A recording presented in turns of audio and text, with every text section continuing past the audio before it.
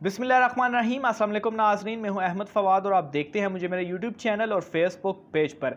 नाज़रीन, दो बड़ी अहम खबरें हैं जो कि आज की इस व्लॉग में मैं आपके सामने रखने जा रहा हूं।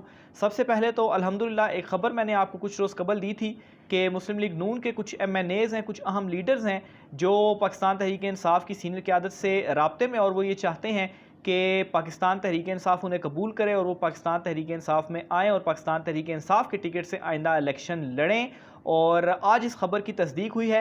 12 मुस्लिम लीग नून के लीडर्स MNAs जो कि पाकिस्तान तहरीक इंसाफ में आना चाहते हैं, इस चीज़ की बाकायदा तौर पर तस्दीक भी हुई है और कैमरों के सामने ये तस्दीक हुई है। कुछ एक्सक्लूसिव डिटेल्स इस हवाले से आपके सामने रखूँगा। शहबाज हुकूमत जो है वो अक्टूबर में तो खैर इलेक्शन होंगे, ये जो है वो कुछ सोर्सेज का कहना है, लेकिन शहबाज हुकूमत का भी खात्मा होने वाला है। और दूसरे नंबर पर नाजरीन, जो 6 फ़ौजी अफसरान जो थे, उनके हवाले से भी एक बड़ी ख़बर है। जो हेलीकॉप्टर जो कल मिसिंग हो रहा था, इस हवाले से कुछ तस्दीक जो है वो सामने आई है। ये भी आज के इस व्लॉग में आपके सामने रखूँगा। तो आगाज़ नाज़रीन में MNAs से करता हूँ, 12 MNAs के पाकिस्तान तहरीक इंसाफ में शमूलियत के हवाले से।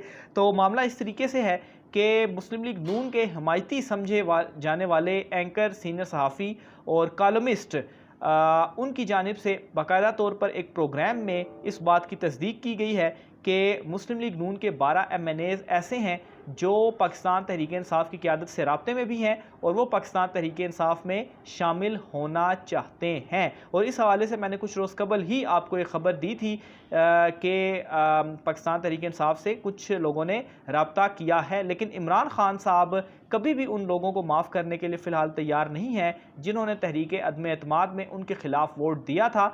जिनमें पंजाब में जो कुछ हुआ वो तो आपके सामने है। बहरहाल जो MNAs थे पाकिस्तान तहरीक इंसाफ के, राजा रियाज जो हैं वो तो खैर अभी भी पार्लियामेंट में बैठे हुए हैं, लेकिन यहाँ पर मामला नून लीग का आ रहा है। तो इस वक्त ये जो राब्ते हैं वो चल रहे हैं और इस बात की बाकायदा तौर पर नुसरत जावेद साहब जो हैं उन्होंने भी यही बात की है।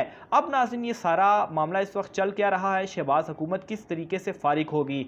अगर ये जो 12 MNAs हैं, अगर इनमें से लेट से 10 लोग भी पाकिस्तान तहरीक इंसाफ कबूल कर लेती है और इमरान खान साहब रेडी हो जाते हैं, मसला ये है कि वो चाहते हैं कि पाकिस्तान तहरीक इंसाफ का उनको टिकट मिल जाए और नून लीग के टिकट से वो नहीं लड़ना चाहते। इस बात के ऊपर नवाज शरीफ की जानिब से शहबाज शरीफ को भी एक अहम मीटिंग जो उनकी आपस में हुई थी, उनसे नाराज़गी का इजहार किया था कि हमारे नून लीग के अपने लोग अब हमारा टिकट नहीं लेना चाह रहे। तो बहरहाल ये अब मामला चल रहा है कि पाकिस्तान तहरीक इंसाफ में वो आए तो सही, लेकिन उनको टिकट भी दिया जाए।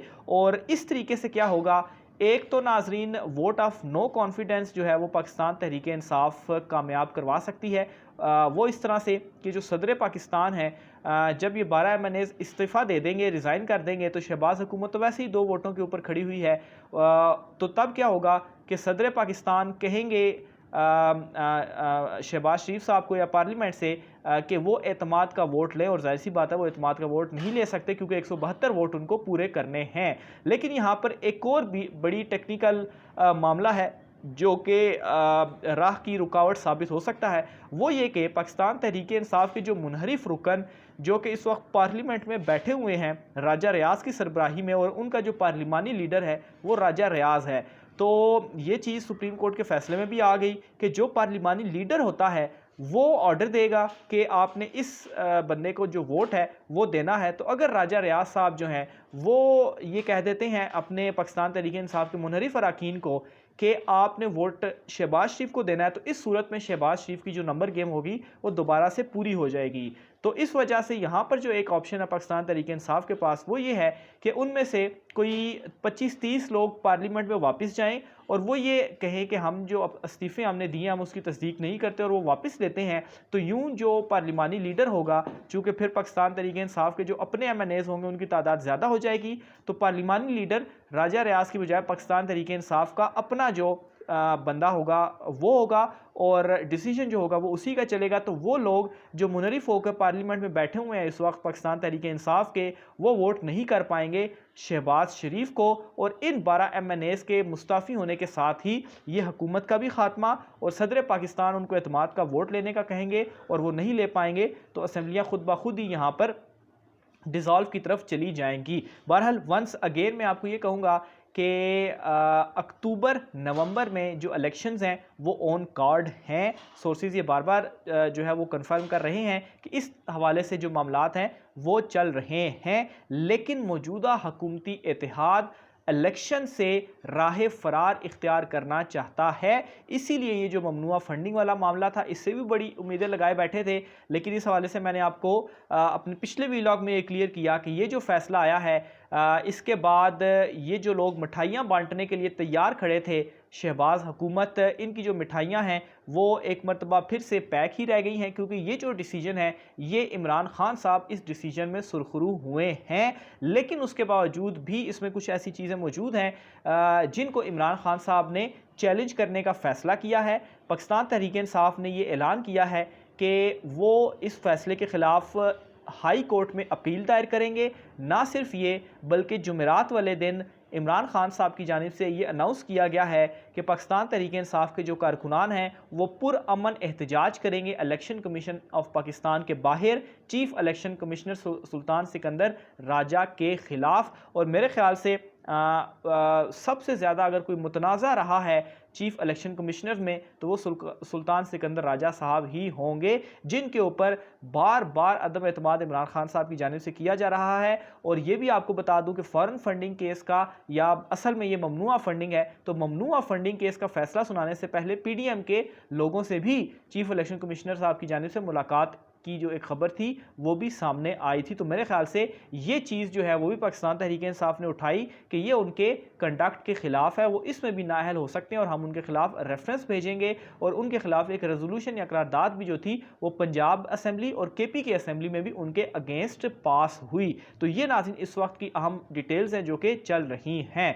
दूसरी साइड पर नाज़रीन जो हेलीकॉप्टर एक पाक अफवाज का मिसिंग आ रहा था कल, और ये आ रही थी न्यूज़ के फ्लड की जो सूरत हाल थी वो मॉनिटर कर रहे थे, तो अचानक से उनका राब्ता जो था वो मुनक़ता हुआ। इसकी जो तस्दीकी खबर है वो ISPR की जानिब से अब रिलीज़ की गई है, और एक तो ISPR की जानिब से तस्दीक की गई है कि 6 अफसरान जो हैं वो इसमें 6 अफसरान और एहलकार जो हैं उन्होंने इसमें शहादत हासिल की है। और इसके अलावा कोर कमांडर जो हैं वो भी इन कोर कमांडर क्वेटा वो भी इन 6 अफराद में शामिल थे। तो ये नाज़रीन जो DG-ISPR की जानिब से ट्वीट की गई है, इस ट्वीट के मुताबिक DG-ISPR ने ये कहा है कि हादसे का शिकार बदकिस्मत हेलीकॉप्टर का मलबा मूसा गोट लसबेला का ये एरिया है जहां से ये मिला है। हेलीकॉप्टर के हादसे में लेफ्टिनेंट जनरल सरफराज अली समेत अफसरान शहीद हो गए हैं। मज़ीद उनकी जानिब से ये कहा गया कि इब्तदाई तहकीकात के मुताबिक हेलीकॉप्टर को हादसा ख़राब मौसम की वजह से पेश आया, यानी कि मौसम ख़राब था जिसकी वजह से हेलीकॉप्टर को हादसा पेश आया, हेलीकॉप्टर नीचे गिरा और ये जो 6 अफसरान व एहलकार थे ये वहाँ पर शहीद हो गए। मज़ीद ये कहा गया कि शोहदा में major general Amjad Hanif, brigadier Mohammad Khalid, major Saeed Ahmed, major Mohammad Talha Manan और नायक मुदस्सिर फ़याज़ शामिल हैं। रावला कोट से ताल्लुक़ रखने वाले DG coast guard major general Amjad Hanif शहीद के सोगवारान में अहलिया, बेटी और 2 बेटे शामिल हैं। इसी तरह से दीगर जो वो डिटेल्स हैं इसमें आगे वो बताते हैं कि फैमिली और बाकी उन चीज़ों के हवाले से। बहरहाल ये जो तस्दीक है वो बाकायदा तौर पर ISPR की जानिब से कर दी गई है। और इसमें मैं आपको एक और भी चीज़ बताता चलूँ कि लेफ्टिनेंट जनरल सरफराज अली साहब जो हैं इनके हवाले से ये भी एक मामला सामने आया है कि जो नेक्स्ट आर्मी चीफ बनने जा रहे थे उनमें जो कुछ नाम भेजे जाने थे सीनियरिटी के लिहाज से इनका जो नाम था वो भी उसमें शामिल किया जाना था। तो ये एक बिग लॉस है पाकिस्तान के लिए भी। लेफ्टिनेंट जनरल सरफराज अली साहब जो हैं और दीगर जो इन समेत 6 जो अफसरान हैं और एहलकार हैं उन्होंने इस हादसे में जो है वो शहीद हुए हैं। तो मज़ीद तफ़सीलात भी आपके साथ शेयर करता रहूँगा। आज के व्लॉग से इतना ही, मुझे इजाज़त दीजिए। अल्लाह हाफ़िज़।